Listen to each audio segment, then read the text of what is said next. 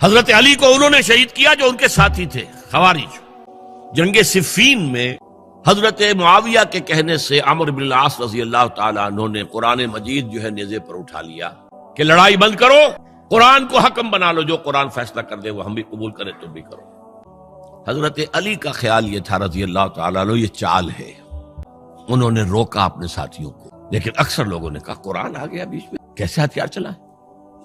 इसमें मेरा जहन जाता है एक हदीस की तरफ, बड़ी अहम हदीस है और उसके रावी हजरत अली हैं।